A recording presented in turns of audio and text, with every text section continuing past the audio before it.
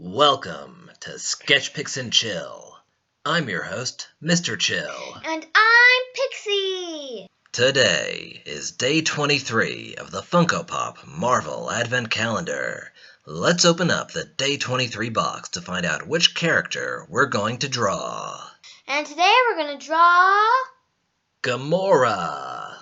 Gamora from Guardians of the Galaxy. And the Avengers. But her history goes back much further than the Marvel Cinematic Universe. Oh, do tell. This gorgeous green gal was created by Jim Starlin. She made her comic book debut in Strange Tales number 180, published in 1975. Why is she green? Gamma radiation? Is she like the Hulk? Well, I suppose the Hulk and Gamora have a couple things in common. They're both very strong. And they both have a similar complexion. Very similar indeed. But gamma radiation is not to blame. Gamora is actually an alien from a distant planet. In the comics, Gamora is the last of a species known as the Zen-Huberi. What happened to the rest of her species? They were wiped out by the Universal Church of Truth. In later versions of the comics, the Zen-Huberi were exterminated by the Badoon. The Badoon? The lizard aliens who killed Star-Lord's mom? Yeah, the Badoon aliens are just the worst. Gamora is the lone survivor after the Badoon attack on her homeworld. Gamora is found by Thanos, who adopts her as his own. Thanos trains Gamora to be one of the deadliest warriors in the galaxy. Eventually, Gamora turns against Thanos when she learns of his wicked ways. Is that what happened in the movie too? There are some similarities in the movies. Thanos adopts and trains Gamora, as he did in the comics, but in the movies, Thanos is the one who destroys Gamora's people. This becomes Gamora's motivation to join the Guardians of the Galaxy in their fight against her adoptive father.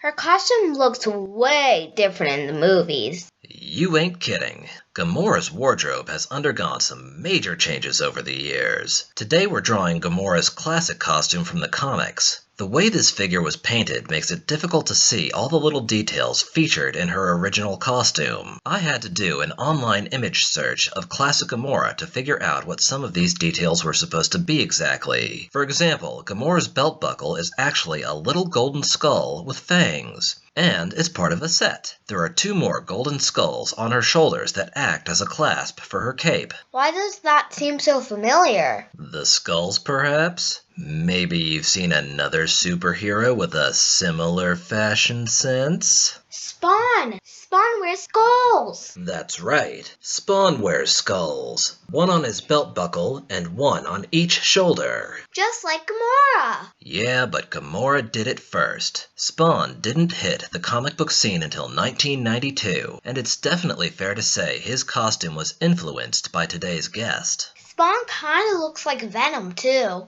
Oh my glob. New fan theory. Spawn is Gamora and Venom's secret baby. Are you serious? It makes too much sense. Gamora and Venom sent little baby Spawn to the Image Comics universe to keep him safe. It's just like when Superman was sent to Earth as a baby. And get this, Superman's baby blanket from his mom ended up being his cape. You think Spawn's cape was his baby blanket? Exactly. But before that, it was Gamora's cape. And now it's Spawn's cape.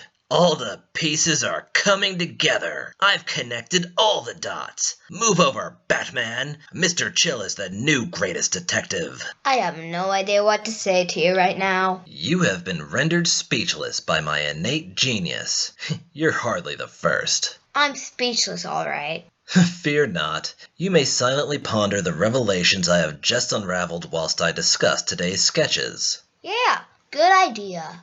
Here is the first series of sketches I did for Gamora. As we can see, Gamora is armed with a silver blade.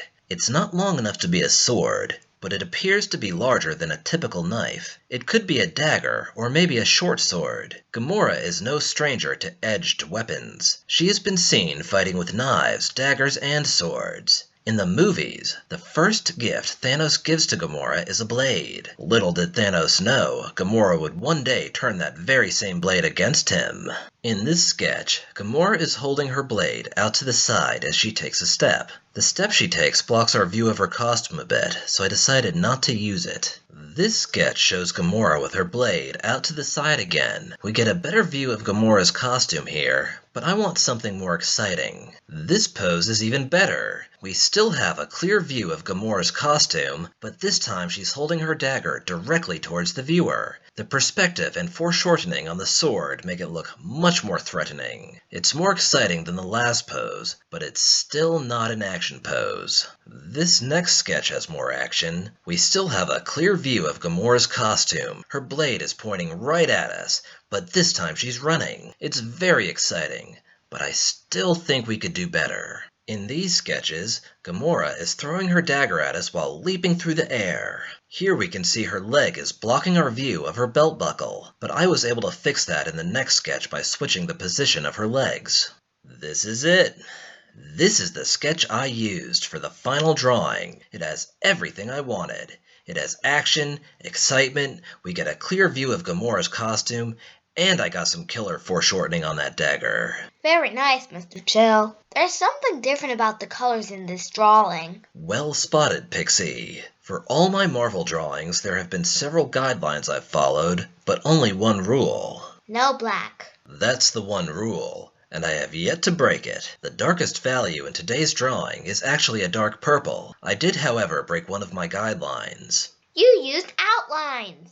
Bingo bango. If you've been watching my videos closely, you may have noticed that I rarely use outlines in my final drawings. Instead, I rely on different colored highlights and shadows to define my figures. There came a time during this drawing when I stopped recording to polish Gamora's finer details, like the skulls, her chain, the gold trim on her clothing, and her dagger. When I started recording again, I was ready to add color, but I had no idea how to do it without using outlines. Relying solely on highlights and shadows is risky when there are so many small details. I couldn't have done it without adding several more colors to my palette.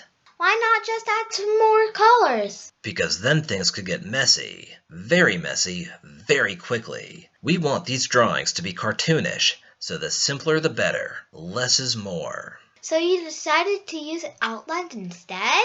Yep, no shadows, no highlights, except for a few on the dagger. Outlining ended up being the best way to keep all those little details clean and intact. I did have a little trouble picking out a background though. Will you help me out with that real quick, Pixie? Of course! Let's see what you got. Boom! 2 finished drawings. One with a circle halftone background, and one with a diagonal halftone background. They're both awesome. Maybe the diagonal one. The diagonal one it is. It does complement our line of motion better anyway. She looks amazing. I love the details. I love how that dagger's coming right at us. You may notice that the dagger has a jewel in it. In the comics, Gamora was the keeper of the Infinity Time Stone for a while. I like to think she put the Time Stone in her dagger here. Very cool. Thank you, Pixie. That's it for day 23. Come back tomorrow for day 24. We're opening up the last box in the Funko Pop Marvel Advent Calendar. The last box? Holy moly, who are you going to draw? Let's just say that, much like Gamora, tomorrow's character is a mean green fighting machine. Green Arrow? What? No. Green Lantern? Are you messing with me? You know we're drawing characters from the Marvel comic universe. Green Arrow and Green Lantern are from DC. Oh yeah. Well, I have no idea who it is then now. You'll find out soon enough. Tomorrow's show is gonna be a smash. We're drawing someone incredible. You won't want to miss it. Bye-bye, everybody. Adios. Adios, everybody. Bye.